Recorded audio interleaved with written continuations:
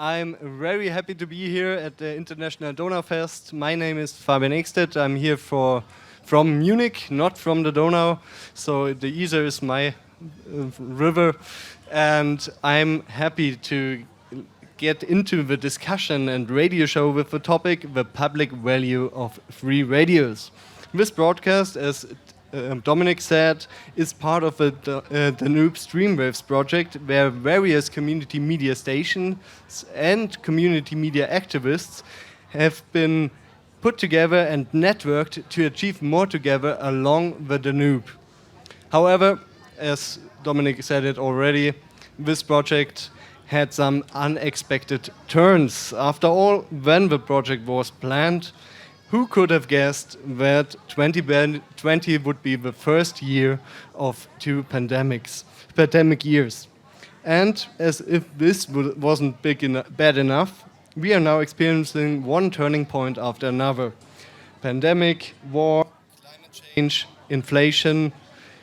These are the real issues of our time. And these topics are being communicated via the media, which are being avoided more and more because of the constant flow of bad news. You all know it. This bombardment with bad news has also led some people to turn away from the established media in recent times. Unfortunately, they have often turned not to the existing community media like Free FM or LoRa, my home station, but to those who have hijacked the core terms of our media work.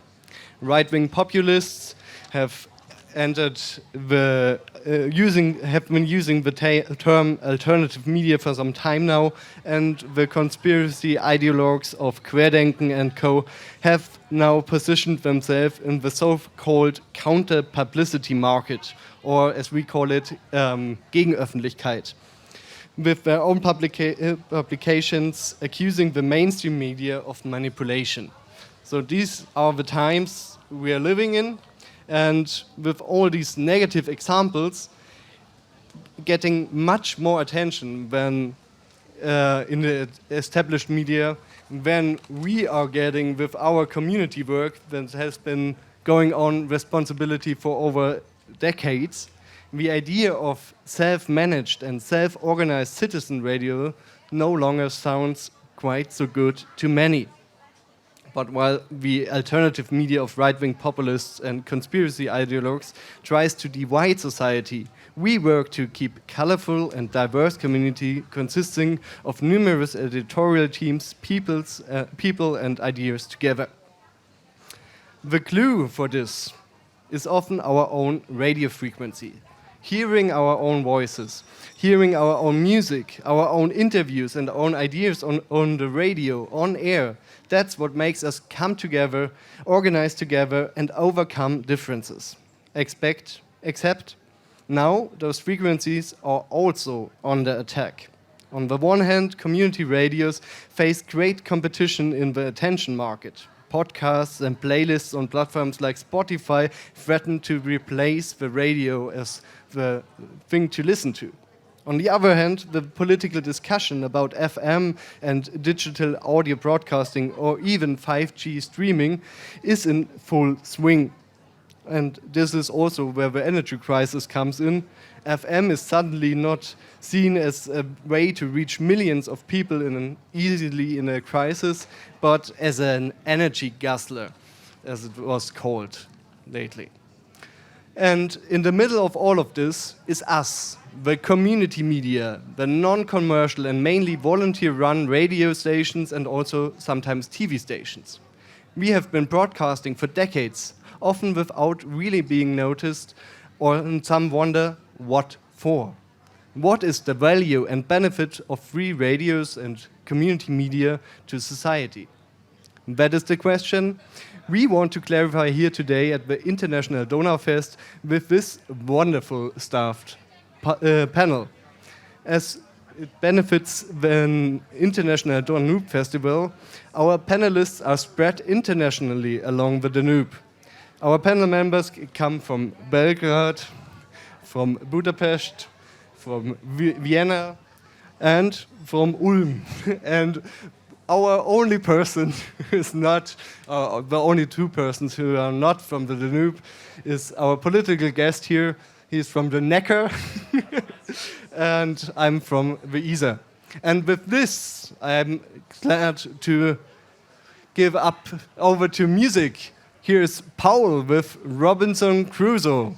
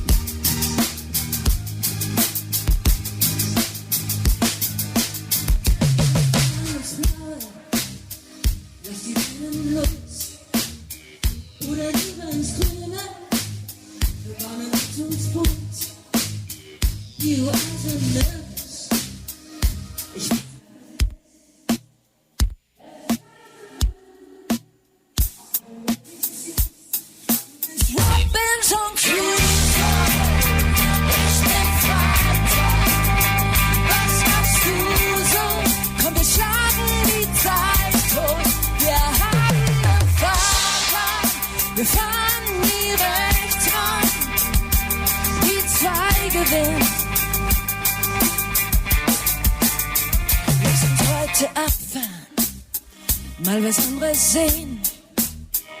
Wir sehen jetzt stark klar, der Wind wird drehen. Auf unserer Insel ist nicht viel los. Wir fahren aufs weite Meer in unserem Rettungsboot. Du bist Robinson Crusoe, ich bin Freitag. Was machst du so? Komm, wir schlagen die Zeit tot. Wir haben einen Fahrplan, wir fahren nie rechts ran. Die 2 gewinnt. Warum noch warten, bis was passiert? Lass uns starten, damit alles wird. Drück den Call-to-Action-Button. Lass uns starten, damit alles wird. Damit es besser wird. Du bist Robinson Crusoe. Robinson Crusoe. Robinson Crusoe. Robinson Crusoe. Du bist Robinson Crusoe, ich bin Freitag. Was machst du so? Komm, wir schlagen die Zeit tot. Wir haben einen Fahrplan, wir fahren nie rechts ran. Die 2 gewinnt. Die 2 gewinnt. Vielen Dank.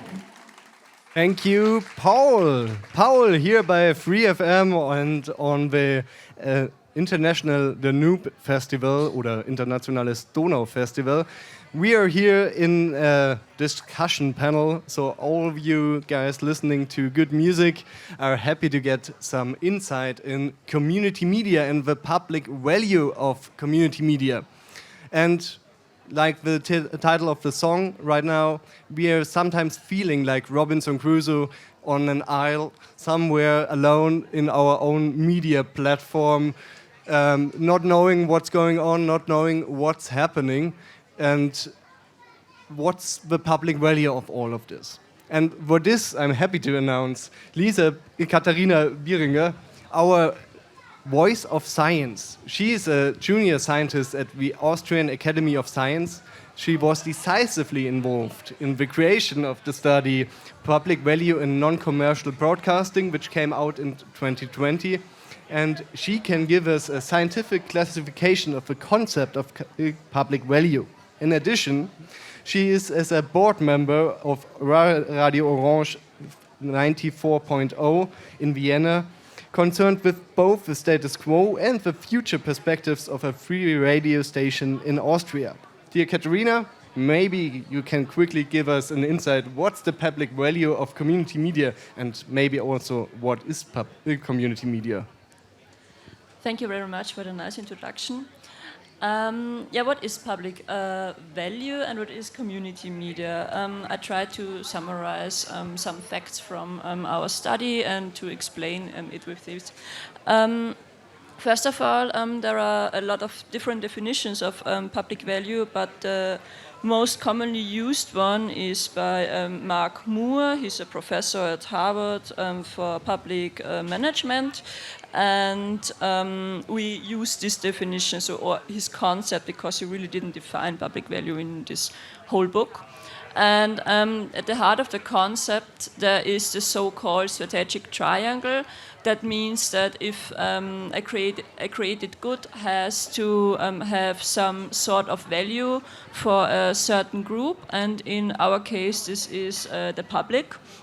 And there are two, for me, very important points on this concept. The first one is that the public manager or the public institution has to have the support of the target group. So again, this is the public in our case. Otherwise, a good does not have public value.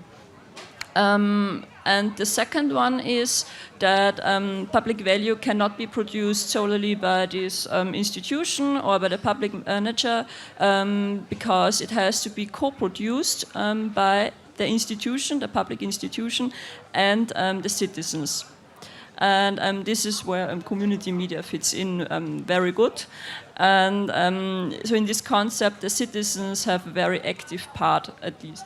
And why do we choose the term public value, and what did we want to do? In Austria, the community media landscape is legally considered as private broadcasting. So there is private commercial broadcasting and a private non-commercial broadcasting. But unfortunately for us, we are often left out. For instance, if you think of the funding structures, they are often just for private commercial broadcasting.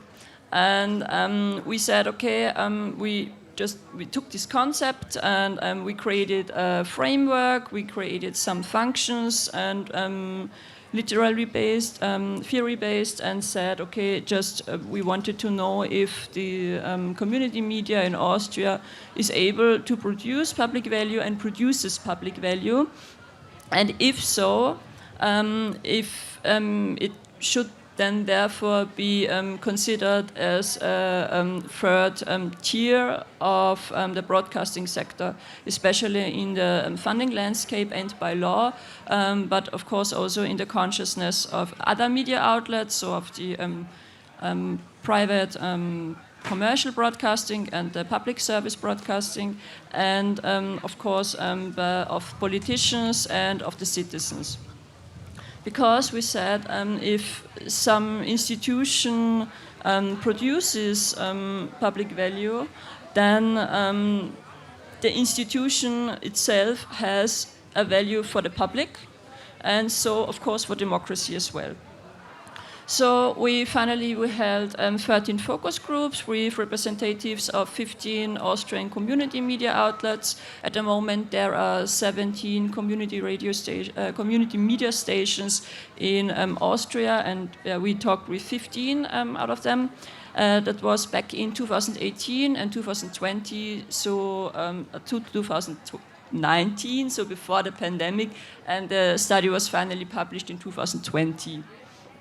And what did we find out? So generally speaking, we saw that the community media landscape in Austria have developed in the last 20 years into an institution that is characterized by a common self-perception, and that public value is a very important part of this self-concept.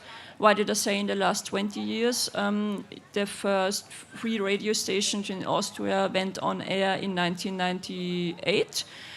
Because we had a broadcasting monopoly in Austria for a very long time, and it wasn't legal before.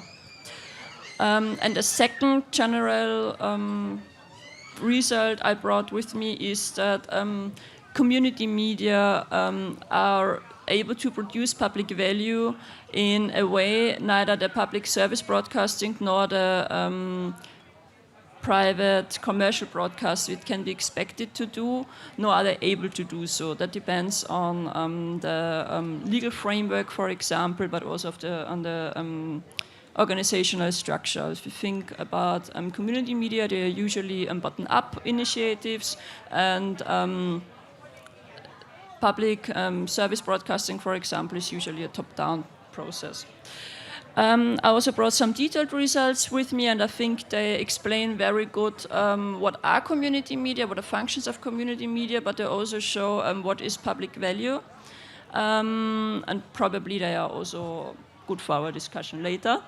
So the first one is that open access and diversity were mentioned very often by the honorary producers we interviewed. They called them specific characteristics of the program, but also of the community media outlets in Austria. And we saw there that there is a special articulation function this community media fulfill and can fulfill. Furthermore, communication and the exchange with people from inside and from outside the broadcasting is very essential for community media. They often talked about the feedback they get from guests, from the audiences, from members of the teams, but also from other honorary producers. Of course, they talk about their program and give themselves feedback. So that's very important too. And this brings me out to the next point. We found out that community media are usually organized in a local area or in a regional area, and so also local reporting is very essential for them, and they also very, very often talked about local coverage and local reporting. In particular, the small stations, they usually have a very strong local network and are essential for the life in the community. Some of them, for example, told us that sometimes new cooperations arise through the exchange about some program, and in benefit, and in turn, then the population benefits from these cooperations. And finally, the one function we looked at was media literacy. I think we can all agree that media literacy is in times like these with mediatization, digitalization is very important, and we saw that our producers talk very much about media literacy skills, and in different ways. The most often mentioned was children and youth education, media education. I think nearly every radio station in Austria have some projects with schools, also with school classes. And we really try to introduce young people and to make their own show. I found it really funny. At the end of May, we had a Radio Orange feast, and there were some local school bands playing, and they were all from the same school. We have a cooperation with this school. There is a project running, and our program coordinator, I think, was it. He asked them if they want to be part of this party, and they said yes, why not? And then they sent some bands, and they performed there, and it was really funny then. And what they also often told us is that they themselves see they gain new perspectives on the way they are able to evaluate content, media content, and also on the way they consume media. So I think this clearly shows that community media promote media literacy. And finally, I nearly forgot that. That of course community media cover a lot of topics which are underrepresented in the public sphere, and for us it was really good to see that this is not just something nearly I think every community media has in their self-perception, but also that the honorary producers themselves share this perception and said, yeah, this is very important for us. So I think this has some weight to this. Yeah, so that's it from me so far. Thank you. Thank you very much, Katharina.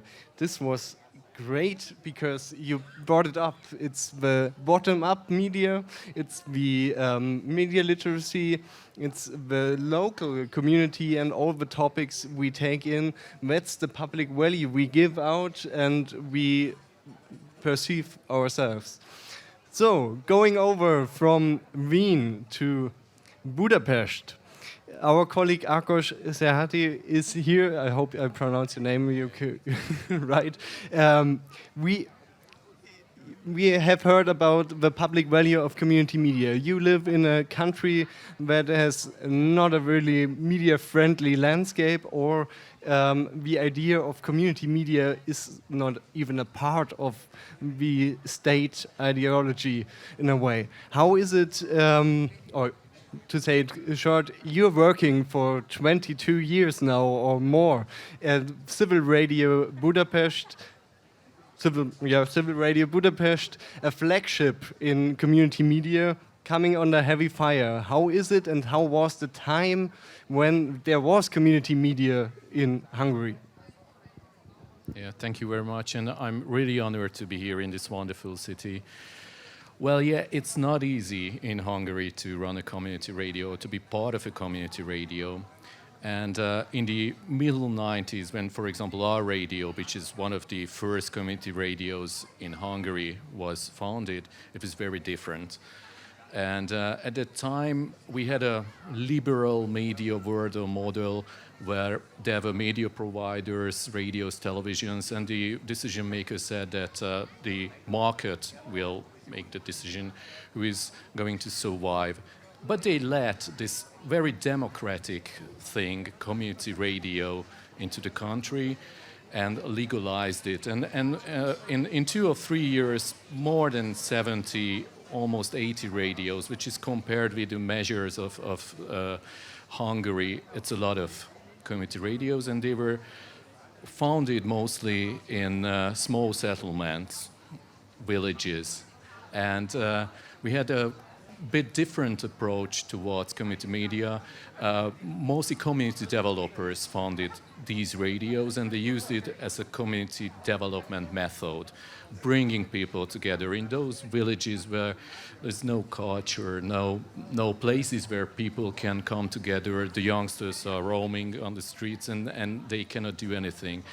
And with not a big effort, or we know that making a radio, well, can be expensive, but the very basics, having a few microphones or a desk, it's not a very expensive thing. So at that time, they invested some money into it, bringing the people together, and these radios in the small settlements became the center of the villages, and it was a great thing. When the media law changed, many of them had to terminate its operation. They couldn't really manage their survival, which is a pity because we have very good examples how these community, especially small community radios, operated in the small villages and how it changed the life of the citizens on these small settlements. So it's a pity that we are very proud of a community radio movement, but there are no community radios anymore, only those that could go on with the broadcasting online.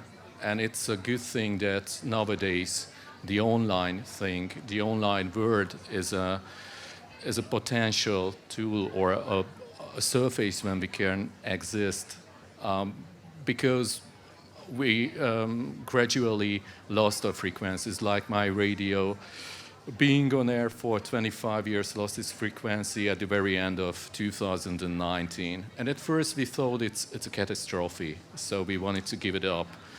But then we realized that there is the internet and the online radios, and we can go on. And since we are working with volunteers and not with paid journalists, and they said that they come to the studio and make their own, or they go on with their own radio shows. So this is a very good thing that still the online world is something that could be a platform to a radio like ours. And when people compare it, and this is one of the topics of this discussion, that many people compare it with the social media makers or those influencers or those people who can make blogs or launch an online radio. And we say that the main difference is that the responsibility, that there is a community behind of what we are doing and our radio program makers.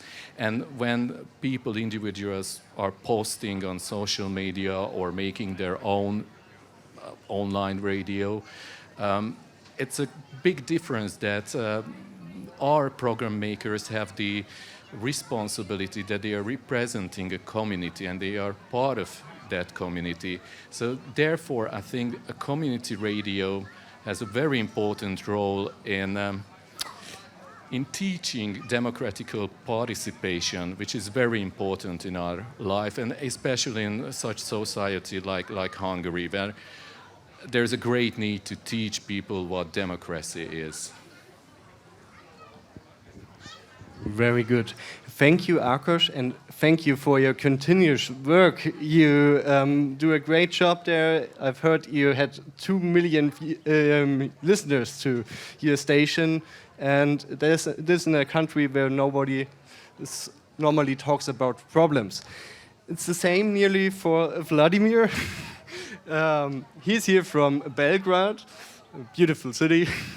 Thank you. And you have some same problems, but you're not a community media worker. Yeah, I see we're having a groundation. We're going down the Danube, you know, from Vienna to Budapest.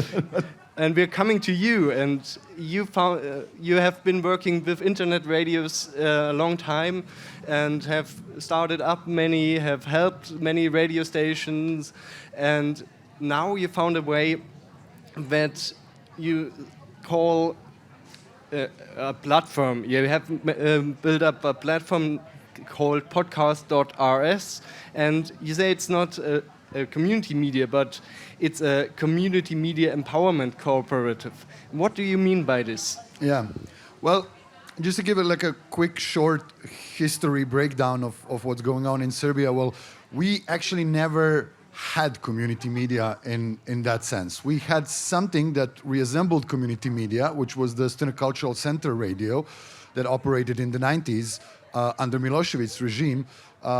And this frequency was owned by the political party of his wife. But nobody wanted to do anything with this radio. The radio just existed on a Belgrade level. Gradually people started going in and asked, okay, so if there is a frequency and there is a radio going on, can we just like do something with it? It happened that at the same time, well, Milosevic fell from his power, and this radio stayed. So we had a community radio that was somehow funded by the government and nobody cared about it. And this is where I made my first radio steps, so to say, my first radio shows and so on. And I'm super proud that I managed to be part of that. But quite quickly, there was a change of law, and since the Student Cultural Center is a budget institution, there was a change of law that a budget institution cannot have its own media.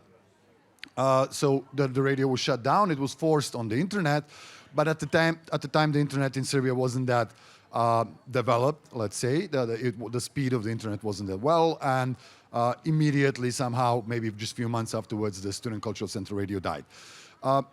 This led to the kind of a fact that okay, we didn't have much space, but after the development of the internet infrastructure, we saw the opportunity and we started a bunch of internet radio stations in Belgrade. And of course, around Serbia, there was many other examples. But this was all pirate radio stations in a way, because none of them was registered as a media. They never had any kind of a license. It was just a bunch of people, like a community of people in someone's apartment or a rented house and streaming online and doing all kind of crazy shows, which turned out to be great. And some of them actually kick-started some great activist groups in the city and in the country. But as the current development is kind of going on, and there's like all this streaming services are there, and it's just like a bunch of stuff going on, and it kind of the internet radio is not really making sense, at least in Serbia. There are some examples that are doing quite well, but generally it's not a place to be. And we realized that, okay, well, what's there? What can we do? What can we use? And the podcasting became kind of a cool thing to do in the Balkans. Of course, it's been quite famous around the world, but for us, it's still a relatively new thing. And some 4 years ago, we started the podcast.rs platform, and we started gathering the local community, local podcasters on this platform, mostly because if you use one of these big streaming services, they will just advertise the American podcasts. They will not give you the local content. So if you don't know the local podcasters or the local podcasts by name, you cannot find them. So we decided, okay, yeah, let's create a platform where you can find all of them. And thus we kind of spread the word of this new format and see what happens. On the other hand, parallel with this, we have kind of a similar situation as in Hungary, where the commercial and the public media is completely almost controlled by the government, almost like 90%. So there is no diversity there, and there is no other opinion than what the government wants you to hear. So this became kind of our free space for a bunch of journalists that lost their jobs in the local small medias. They decided, okay, well, podcasting is now the place where I can go and start my show there, and I'll still deal with the local problems of my city. And we really kind of we loved that this is happening, and we started supporting them. And I realized, okay, well, this is now kind of similar as to what we're doing with the internet radio. It's just that we don't have the stream 24/7, but we are just supporting small initiatives in different cities. And throughout this, we are kind of building this ecosystem and building it in a very democratic way that it's kind of a very a low barrier of entrance, because you basically need a microphone and a computer, and that's it. You can start to produce your own show. We do a lot of education, so we help people how to make these first steps, and we organize this kind of a community around it, which proven to be quite fruitful, because now the community is really backing us up in the work, and is kind of really sticking together, even though most of these people never met each other in real life. They're just like in this online sphere. They know of each other, they follow each other, but they are all bringing their own communities together to our platform, and then these communities can research there and find other different topics and different shows, and thus find the information that's not available either in the public broadcaster or in any of the commercial radios, because most of them are formatted in Serbia, so we only have music there, and sometimes like a 5 minute of news, and that's it. And well, the public broadcaster, well, yeah, it simply cannot just do all these topics and cover all these topics that are very important. So it's good that we have this kind of a new format for us, relatively new, but it's growing, and I'm kind of quite happy with this. And we realized early that, okay, we are simply, if you look at it technically, we are simply an aggregator of podcasts. So in technical sense, we don't, there's not much difference between us and Spotify, for example, or Apple Podcasts or whatever. But none of them actually care about you. They care about their money. And we care about these podcasters and about these communities. And we reach out to them, we help them, and we promote their content as well to our platforms. and it's working really well. And I thought that this is because we are from the community media. We are coming from the community media. We're just kind of thinking differently, not that much differently, but just using these new technical tools that are available for us in still kind of providing this good content to the people. One additional question. You told me that you're doing this with the whole Balkans. So the public value you bring in there is not just bringing out the podcast, but also bringing people together that have nearly the same language, but have been fighting each other. Yeah, that's one thing that I kind of that I picked up from the bigger media or corporate media kind of ideology, so to say. Every time you had like a bigger media outlet or the Western media outlet opening up in the Balkans, like MTV or something, they would never open up like MTV Serbia, MTV Croatia, MTV Bosnia. They would open up MTV Adria. Because then you reach out all these people because they all speak the same language. So we said, okay, well, why should we be closed? And there's all these great communities. They can all learn from each other. So now we have over 300 podcasts on our platform. And they come from Bosnia, from Croatia, from Serbia, from Macedonia. So yeah, basically all over the place. So yeah, this is kind of and what we also realized that there is a huge diaspora that is interested in this content, and they couldn't find it previously, and now they are coming to our platform and finding the content on their own like mother tongue and so on. So this works out really well in terms of like reaching people on the wider scale. And naturally, when you have a platform like this, then you can open up dialogue and you can start producing content where you have kids from Kosovo and kids from Belgrade doing together shows and stuff like this, and start this peace building finally, you know. Very good. And with this trip downstream the Danube, we're getting soon up again with a short break over Austria with the great band Paul that already gave us a little song before, now with the song Der Chat. And we are quite happy to get back to Ulm after that, to our local topics here in Germany and Ulm. And now have fun with Paul.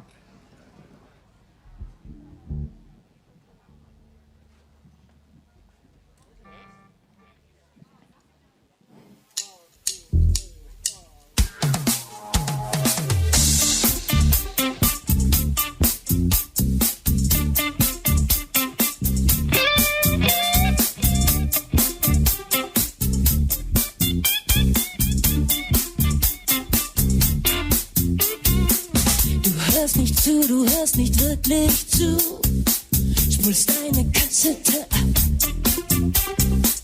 Keiner im Raum außer ich und du, und die Luft wird zum Klapp. Dein Speichel regnet auf meine Haut, deine Sprache ist nass. Du schüttest deinen ganzen Müll auf mich und sprichst. Mir ist langweilig, zu langweilig. Unser Chat ist leer, keine Herzen mehr. Kein Daumen hoch gefällt mir nicht mehr. Aus die Lichter, löscht meine Nummer für immer und immer. Immer und immer.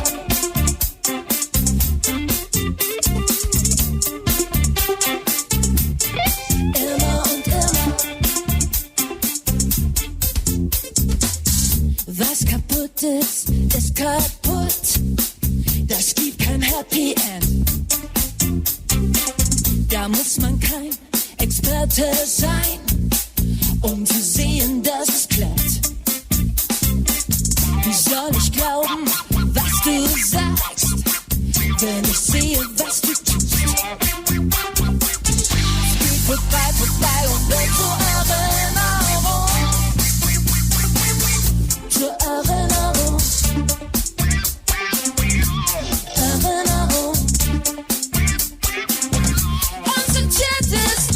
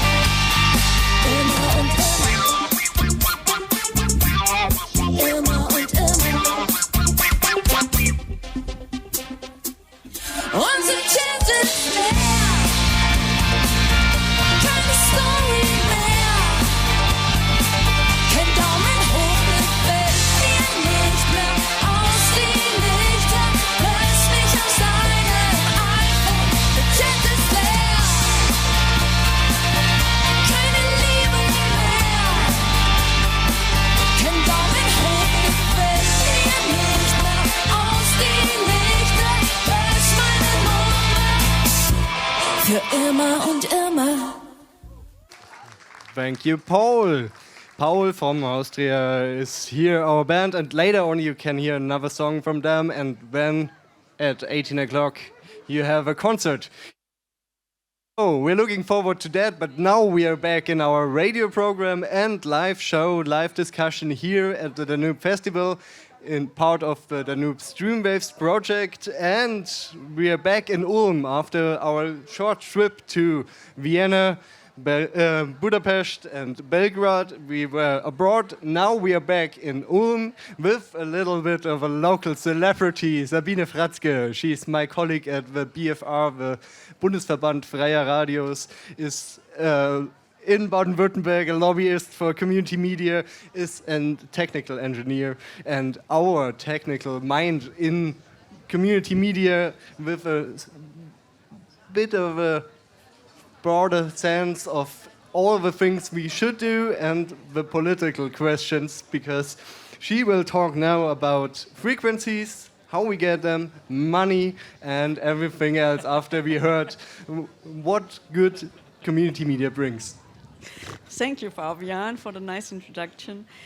Yes, coming back to Ulm, after we hear a lot about Belgrade and good opportunity in the internet, we still have our frequencies, and we are still in the phase where we are afraid to come to this situation, because if we go to the internet, we will lose this single point of attention we have with the FM frequency.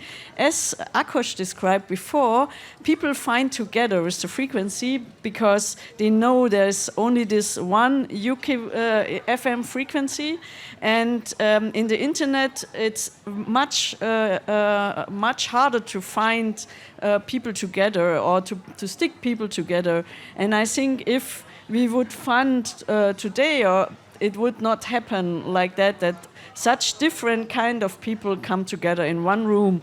So I think the value of the community media is this special place of where you can have a discourse about different things what's happening in the town. So, and we are still afraid with the FM, with losing the FM frequency, we will lose this place, because then everybody will produce at home and will load up his radio show, and nobody even has a reason to go to the studio, because they can produce at home and can load up their frequency. So it's nice to hear that Belgrade already managed to make a community out of that different people. But coming back to Germany, we of course don't want to lose it.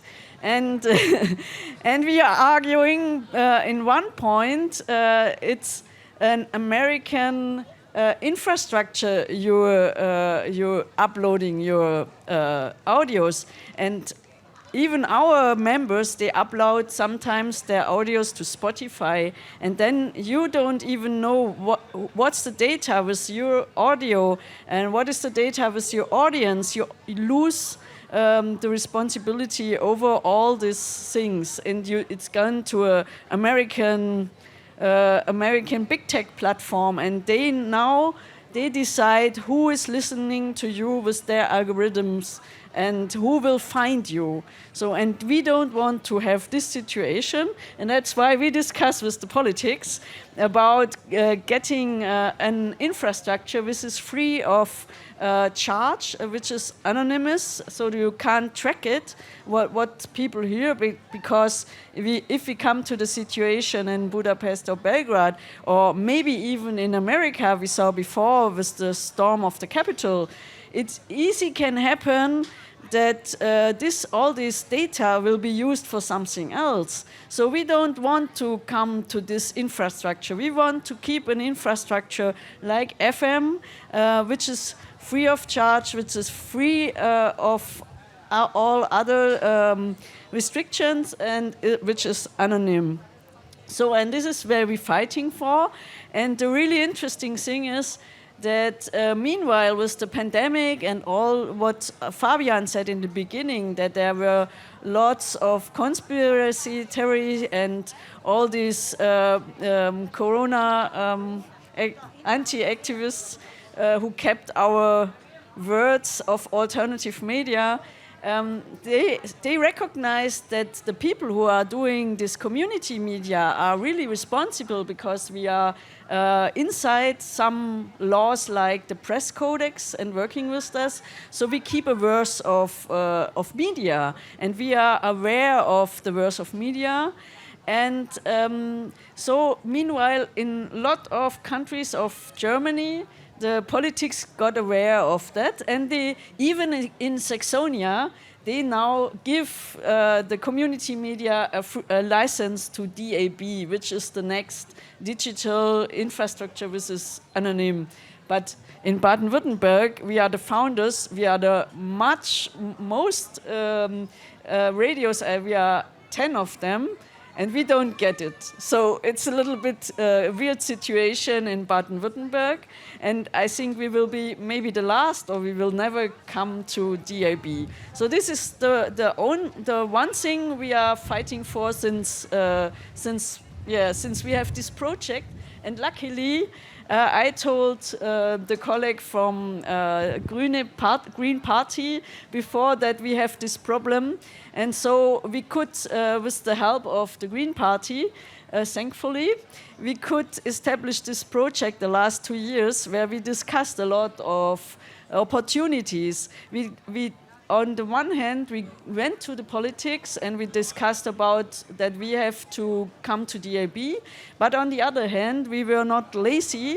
We established our own platforms. Especially in Austria, there is a platform called Cultural Broadcast Archive.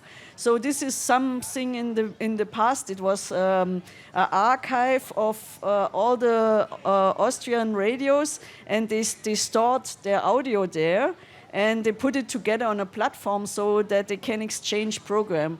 And nowadays, they opened up to a real mediatheque, so everybody can download the audios, and now even historical research goes to Cultural Broadcast Archive and research for some things which happened 10 years ago, because this is a real big audio archive now, a real big audio archive of community media. And in this project, in the Danube Streamwave Digital project, the last 2 years, we worked together to find out how we can manage to do our own platform and to take back control from the big tech platforms and to send in the internet. And there's a lot of things going on because technicians are networking together as well. And they now did some concepts like the exchange metadata of our audio, so that if you, for example, search for a hip-hop show in Ulm, you will as well get results from Munich or from Belgrade or from Budapest, so that you can explore all the hip-hop scene. And a really interesting thing, for example, happened in a project before when we worked together in this Danube region. The project before was focused on music, because music is a much lower barrier program, and where you can make program exchange. And when we focused on this music, and we introduced our local music scene each other, and we make the music exchange. And the very interesting thing was there was in Serbia there was this public radio, and they even were not really interested in their local music scene. And they had a youth show, a youth radio on the internet, but they didn't broadcast local music. So when we showed up and asked them about their local music scene, they had to research their local music scene, and in the end, they said, okay, if the Western people, we always play the big Western music, so if the Western people now come and ask for local music scene in Serbia, now they are interested in their own music scene, and now they have a broadcast program about their local music scene. So I think it's really important to do this networking. It doesn't matter if you do it on a technical issue or you do it on a music issue. I think you can introduce yourself, the problems you have, and you can explore the advantage you have. And I think this is another public value we have. So, and this is how I want to give to. Maybe I give it back to you. You give it back to me so I can pronounce it. But thank you very much. Public value is our topic today, public value of community media, and for this we have a colleague here, not a colleague especially, but a musician and politician. Erwin Köhler is a member of the state parliament for the governing Green Party from the constituency of Eppingen and living on the Neckar, not on the Danube. As a musician, he came into contact with Free Radio early on, Querfunk in Karlsruhe, and is also a big fan of radio in other ways. This is not only evident from the fact that he has some old tube radios at home, but also from the name of his band, Valve Radio Gang. Today we hope to find out how his fondness of old radio technology in an era of digital audio broadcasting as well as 5G and podcasts can preserve the broadcasting frequencies for the free radios in Baden-Württemberg and Germany. Dear Erwin, please take the stage.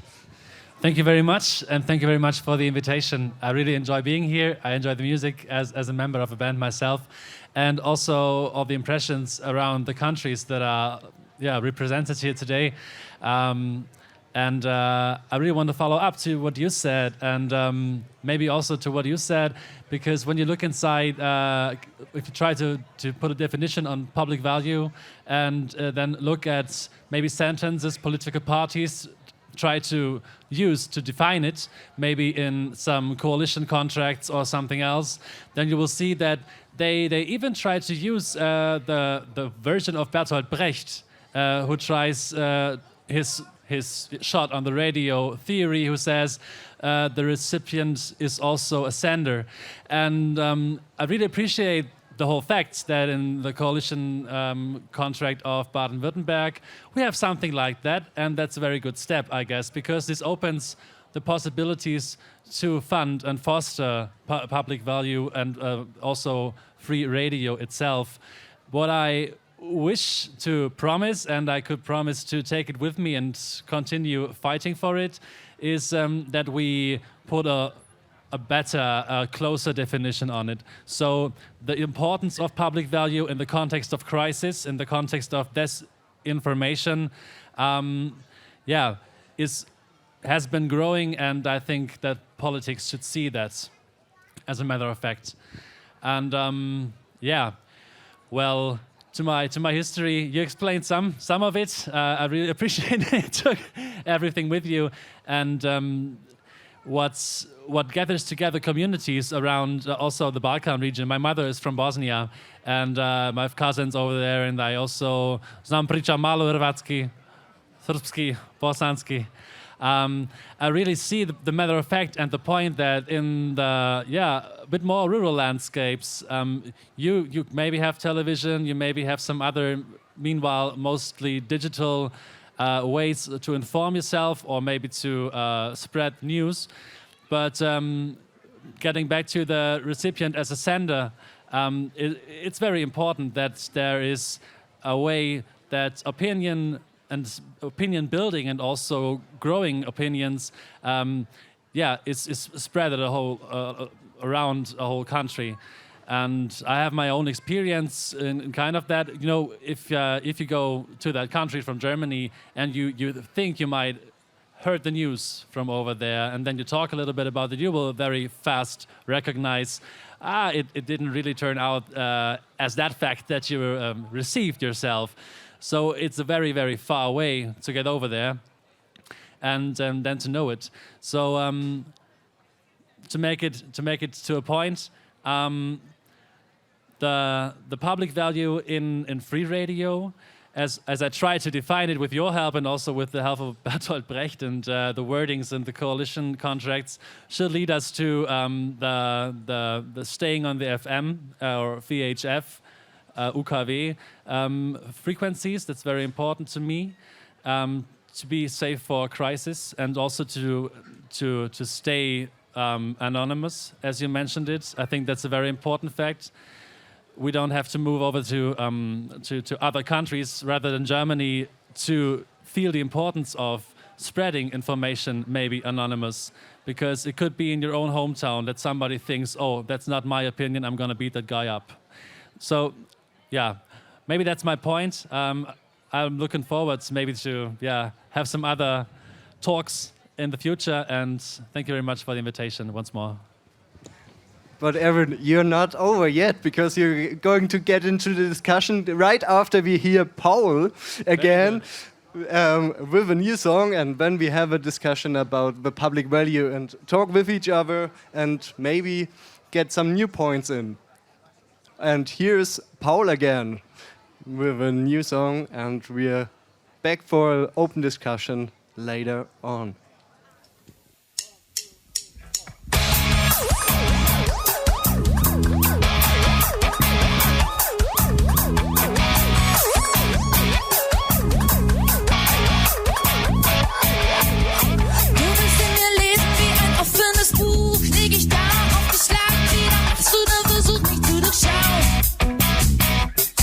Zu durchschauen. Du liest die Zeilen von meinen Lippen, die sich nicht bewegen, meine Seele wird nicht strippen für dich. So was tut sie einfach nicht. Und was du willst, ist Kontrolle, Kontrolle, Kontrolle. Du hast das Feuer in der Hand und fährst uns gegen die Wand. Was du brauchst, Kontrolle, Kontrolle, Kontrolle. Du hast uns alle in der Hand und fährst uns gegen die Wand.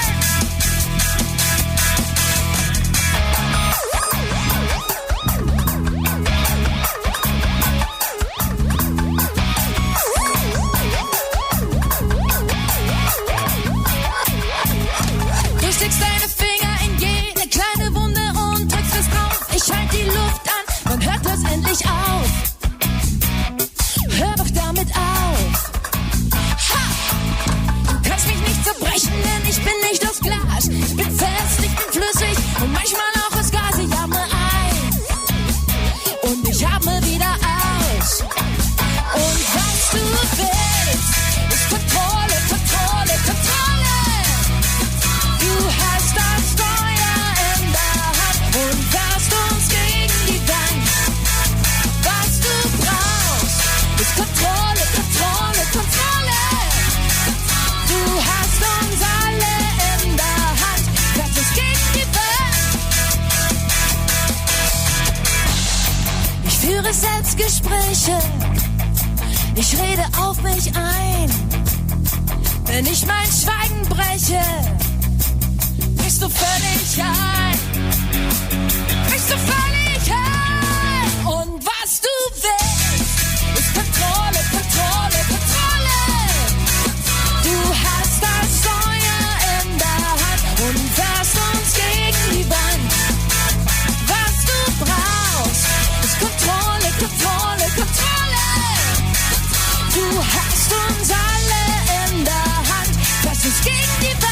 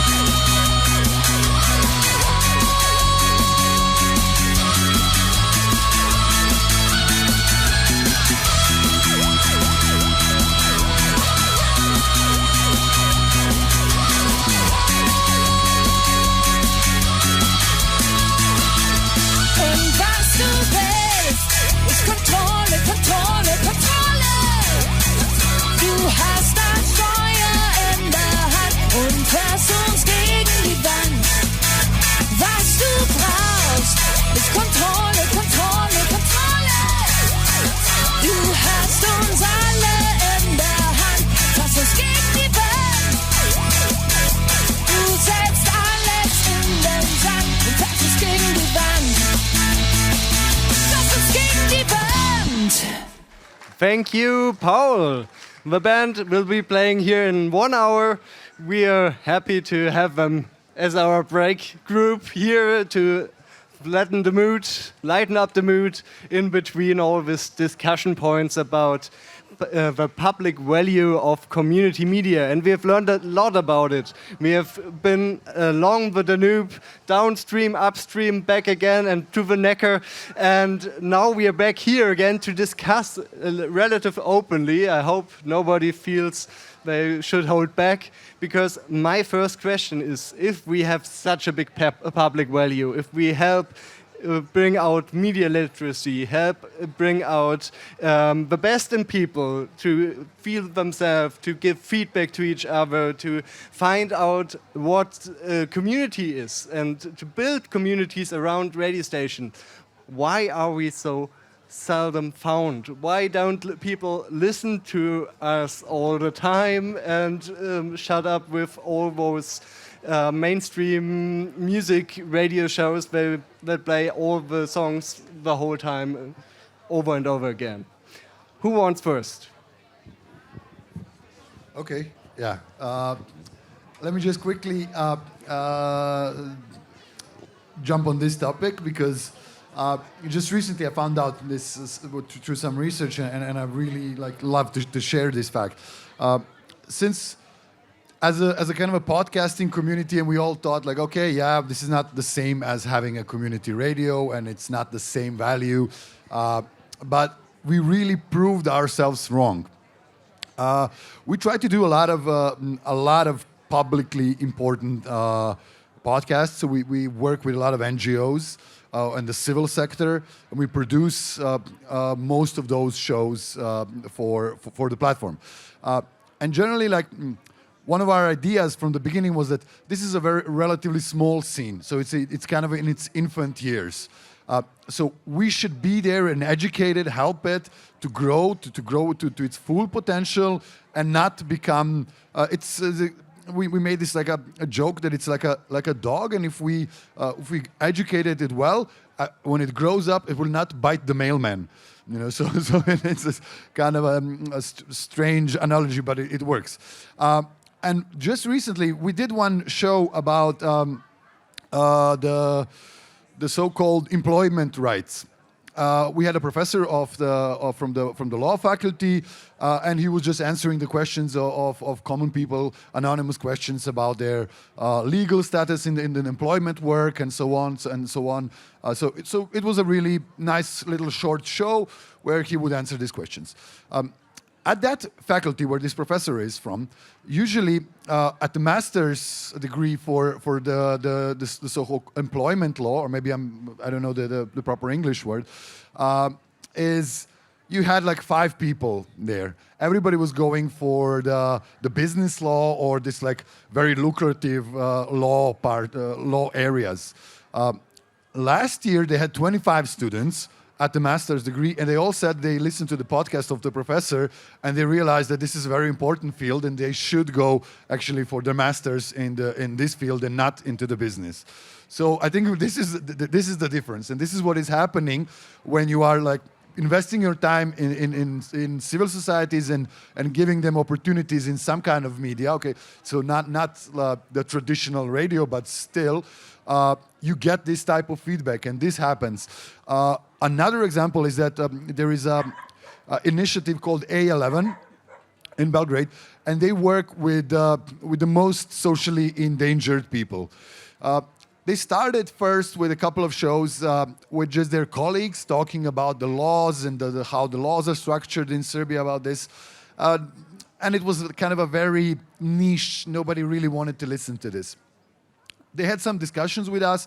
We helped them how to restructure their podcast, and they started doing the shows where they interview the people who use their services, completely anonymously, but you could hear firsthand experience of people who are on the really bad margins of the society. Immediately, this became one of the most listened podcasts from the civil society area of podcasts, and they were called by the public television and said these stories are amazing. Can we have some of them as guests? Of course you can't, because the people were saying this anonymously, but you can listen to a podcast and you can maybe share this story, which some of the media, the traditional or so-called legacy media did. They shared the stories from this podcast, and they could reach the wider audience. So I think there is still this public value, and the community is there. It might not be still in the same place where we used to having them, so we might just need to kind of a search for them in some other places, but the community is still there and it still makes sense. And it makes sense way more than, I guess, 20, 30 years ago, because now there is, in this digital era of media, there is way more enemies than we had 20, 30 years ago. Yeah. I know you want to say something about... Does it too? Yes, okay. Yeah, of course I will say something to that. I think it's a finance question. On one hand, my partner, for example, he always say heaven and hell is close beside on Radio Free FM, because of course even an apprenticeship can make his own radio show, and he's not very used to do this, and he has to learn it. But this is the opportunity. If you have all this apprenticeship on the radio, you can teach them and you can work with them, and they are not allowed to do this program on, for example, on the commercial radio, because they are afraid to lose their audience, or they lose the numbers of audience, because then they lose money. And we don't have this fear, so the people can broadcast free and they can learn on. And why I say it's a question of money, I got the impression in the first years when we were founded, we were not taken serious, because of course this apprenticeship, they didn't speak clear, and they make a lot of mistake, and so everybody say, oh, they are not very serious. And then we didn't get the money we would use to teach them. And now we have some of them, but we still have not enough money to get really good journalists to work with them all the day. We after 25 years now, we managed to have a very, very small project, and we are lucky that one person is coming for 3 hours a week to teach our 10 apprenticeship who are in the radio. And if we would have more money, or more reasonable money, it's not the money itself, it's that we have to have an employee, and you have to pay them regularly and not on projects. And this is the real problem. And if you have money to employ journalists, and then they can work with the apprenticeship, and it will become better. So I think it's a reason of money. Answer to your question. Katharina, do you want? Something? Yeah. Money is a good point for me. I think I was just thinking it through, and I think it really has to do something with the definition of democracy we have, and we call it liberally representative democracy. We follow here, or we have here, and I think this is not really compatible with with what we are doing, and because participative democracy we are doing here. Exactly, it's about participation. It's about some social value, and not about commercial output. And but unfortunately, the politics usually goes for this one, and not for those social public value initiatives like ours. Yeah, perfect. I just wanted to put the microphone to you, because when I talked with you before, you told me that the funny thing is you can talk about news. Civil radio tries to be not as we are, as easy come, easy go in, but be as professional as the others, but talk about the topics that people concern. So how is it for you? Well, I wanted to make a comment to the previous topic that when newcomers or new volunteers are arriving to CB Radio, and it's natural, they ask us, how many listeners do you have, how many people you can reach? And we say it's a secondary thing or a tertiary thing, it's not important. Just remember that in history, how many novelists, how many writers were, how many painters were in history who were not recognized in their own times. Vincent van Gogh was just making mess on a canvas, and he was not known in his time. I think what we are doing, and community radio is a very different genre than the regular radio. It's a different world, and it's much more similar to long-distance running. We say always to our volunteers that do your things, keep on running, and once in future maybe you won't leave when someone will recognize what you are doing and you have your importance. And with our radio, we had always, it's a kind of strange conflict that we are in the capital city, and we had the potential to reach 25% of Hungarians inhabitants or citizens, which is a quite big number. And how can a community radio exist in such an environment when you have big influence, you might have a lot of listeners, and the news that you asked, that we felt after a time when this new government came to power and a certain democracy deficit appeared in the country, and they deconstructed the democratical institutions, that we have the responsibility to make good news and tell the people what is happening in the country. And it's a big responsibility that we are still afraid of dealing with, because we would say that this is not the greatest role of a community radio, but it just happened that the news and telling the people stories, what is happening in reality, it became a very important role to us. Thank you very much. This first round was perfect. We talked about money, we talked about responsibility. That's a big part in every media outlet you have. We found out that getting together there and finding new audiences, even for studies, is a great part. But the media landscape, not only the media landscape changes, but also the roles we have to play. It's not like media work is sitting at a desk, talking in a microphone like I'm doing right now, but it's like technicals. When you have to get a homepage, you have to get social media, you have to get marketing, you have to do all those things.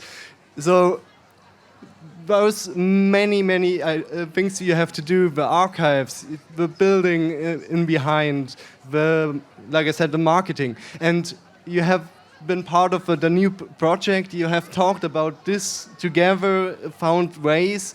So maybe you can tell us what were the outcome of getting together in the Danube project and being part of finding ways to get better together. Okay, let me start first, because this is somehow quite important for us, since the idea of just starting and moving out of the Serbia and getting also the local content from both Bosnia and Croatia was the first step towards spreading this network in order to create a kind of a safety net. Because otherwise, if you only operate in one country, then you're an easy target. But if you operate on a several countries, for us first, like together with the contents on producers from Croatia and in Bosnia and Montenegro and North Macedonia, then we have a kind of the local infrastructure, or the international, in a way, infrastructure. Then we can build this up and take it even on a next international level. And naturally, the kind of idea to cooperate in the Danube Stream waves was first that the diaspora is huge here, as we've seen. So this is like a kind of it goes in both the directions for us.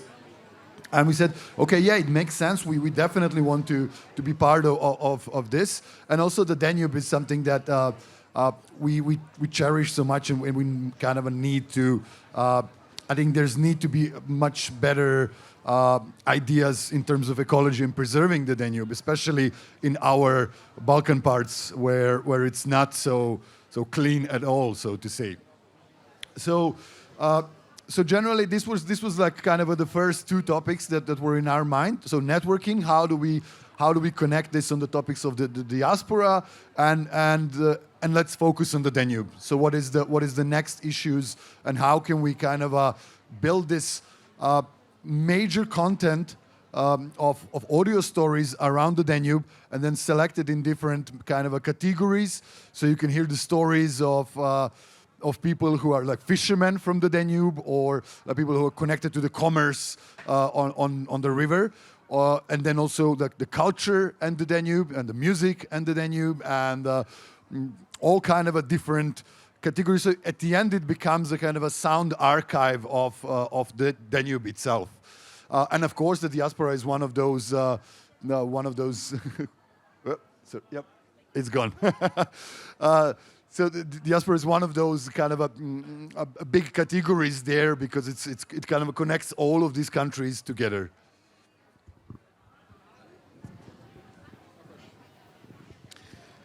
Yeah, above that, the most important thing to us, and we benefit in many ways from the previous Danube Streamwave projects as well, and I told you many times that we cannot be grateful enough to Radio Free FM and to Sabine and Rainer that we got so many support, and not just money-wise or in funding the radio, but also emotionally and in many ways, and the technical things that we got from you.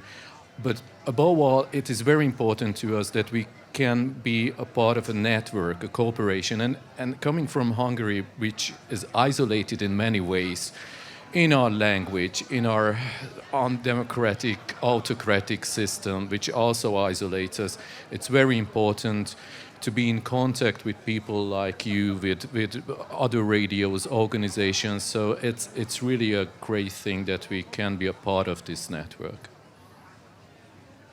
And additionally, on the technical side, for us, it turned out that the last 2 years were very important on networking between technicians, because the problem is if in every radio you have a zoo out of software, because single persons, they develop their own software, and this is what with this new technologies. It grows. You have to have cross-media, like you mentioned before. You have to have your Instagram site and your Facebook site and whatever. So the needs they increase and the costs increase, and so we decided to try to work together, not only in the Danube region. We tried together in whole Germany and whole Austria. It was a little bit, for us, we were always the helping hand to Hungary, and in Serbia we had another partner, but there are no technicians at all. So there we will build up something the next maybe 5 to 10 years, which everybody can use and everybody can install own infrastructure, and we are working together on that. So, and this is the new exercise we have out of this program, and there it's very important to get the funding from the politics, and to get the support from the politics, because I think this project is really big, because there are a lot of technicians all around and a lot of radios all around, and to bring them together to one group and to found one support and development group for all them, it will be a big issue, and we will need every support we can get.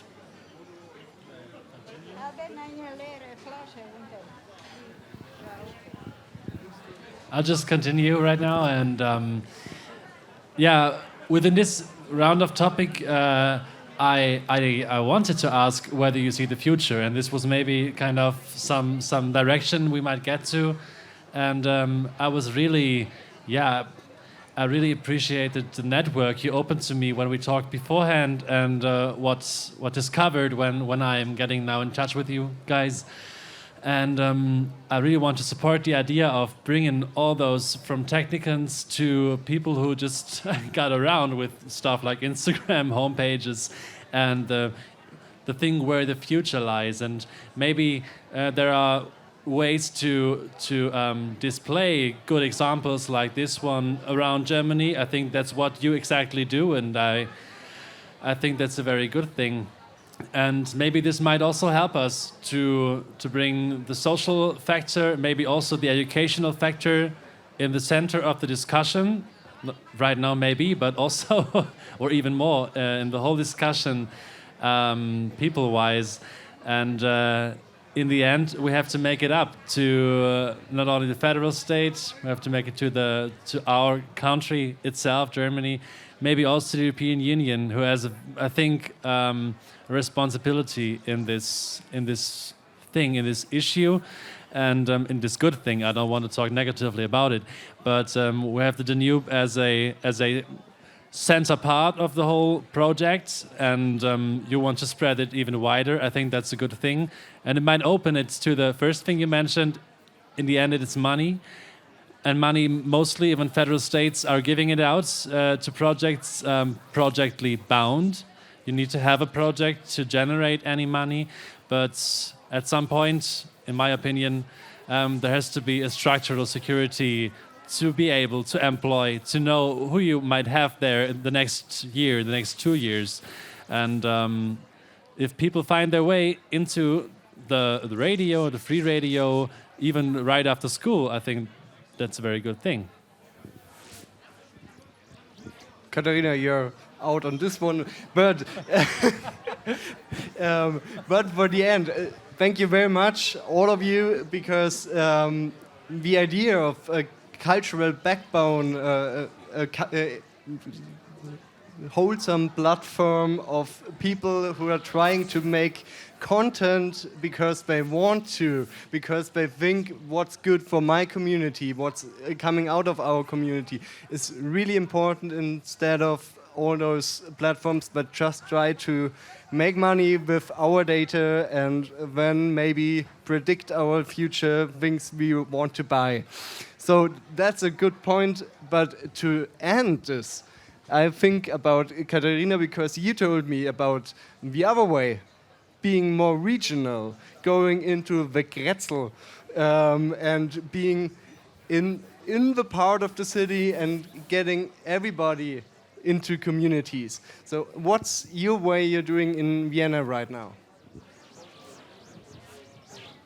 A Grätzl, I don't think that this word is so common here.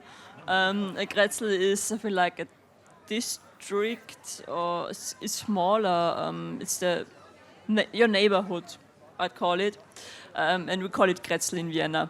And for example, we now have a show.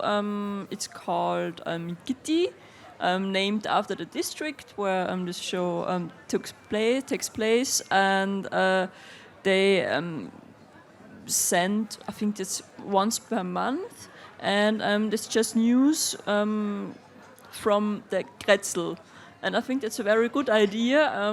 We, for example, Radio Orange now has also a Grätzl Oase. It's also furniture, so from wood, in front of our office. They closed the parking lot for this, and we now have there some furniture there and a lot of plants and herbs, and it's very nice there. We are next to a big park, so there are a lot of people usually going there, and everyone can sit there and chat with us, and I think I really like it, so it's a really nice idea. Because this brings us back to our core idea. Community media is not on air. It's not out there somewhere. It's the people coming together, getting together like we are here on our couches and talking together, thinking about what would make our community, our lives better, and helping each other learn new things, find new ways to get going. And with this, I want to give some last words because, like I said, we have 2 minutes left and I want to fill them all with your thoughts. Any last thoughts of you? Well, I think we should nurture the community media, not just on the local level, the regional level, but on the whole European level. And since the European Commission recognized us and says that this is a very important third pillar of the media infrastructure, we should keep it that way and fight for it so that it remains that way. It remains free and open and educational, as we said. Ákos, maybe you can say what you're fighting for. Only a half sentence. Protect your frequencies. We could not. I'm doing my very best on that level to protect frequencies. I know that this federal state and Germany, with a mandate at the European Council for the frequencies, wants to grab on those UKW or VHF frequencies, and I think that's very good. It's a fight against military and police in Germany because they want to have some of those, but we won't give it to them. I'd give my very best. And Katharina. I just want to say thank you to all of you for the very interesting inputs, and I want to finish with some positive news from Austria. Some weeks ago, the Parliament just voted for the increasing of the non-commercial broadcasting fund, so the first time in the last 13 years, and we're very happy about it, that now it has more financial resources. Yeah. And with these positive notes, we are giving over to 3FM, back to the radio station. Have fun. This was the talk about the Danube project, and we had a lot of fun discussing public value in community media. That one, what would be my last word? It's a lot of fun.